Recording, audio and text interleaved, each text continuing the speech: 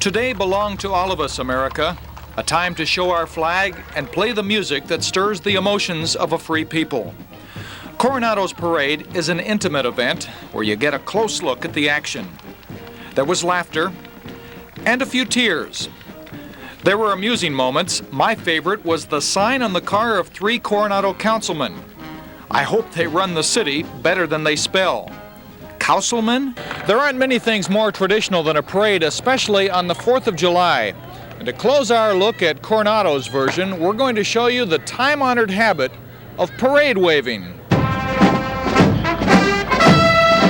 There are 1,000 different styles. Some wave from a car. Some wave from afar. Some give an official Navy salute. Others just give their horn a toot. Some will merely tip their cap. Some need help and wave from the elbow. Others wave kind of slow. There are those who wave and clap, while others just sort of flap. Some people wave without thinking, while others would rather be drinking. And where else on the 4th of July could you go? Well, News 8's Gene Cubbison was at an air show. For local aviation buffs, Air War 44 is a carnival of aircraft exhibits and activities such as barnstorming and parachuting. Today's turnout was in the thousands and blessed with clear skies and good visibility.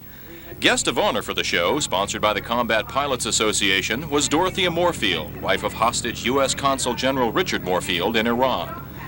After the introductions, the first order of business was a spectacular drop-in by skydiver Rick Macy during the national anthem. It ended more happily than a similar stunt at last year's event that resulted in a fatality. Then it was time to roll out the stars of the show, more than 40 World War II vintage bombers and fighters used both by the Allies and Nazis.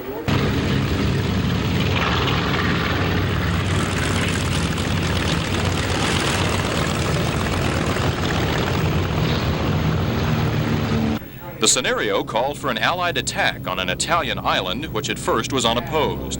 But within moments, a squadron of German fighters swooped in and the dogfighting began. Call Lieutenant Beck on Channel D. It's on ice. Look at those guys flying their way.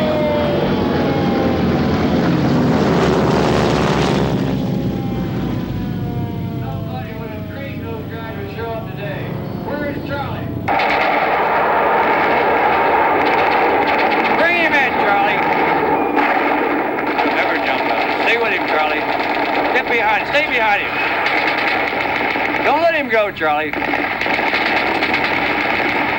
coming in now. He's got him.